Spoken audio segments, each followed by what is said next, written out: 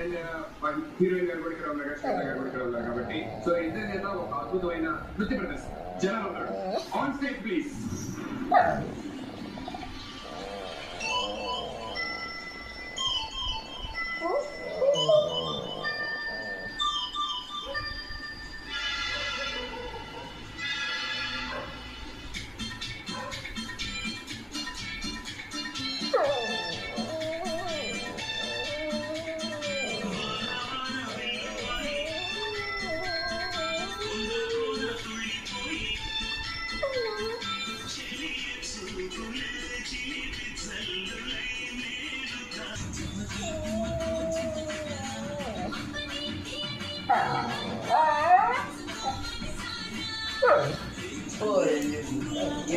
పెట్టేది కదా కడుపులో మాడబెట్టి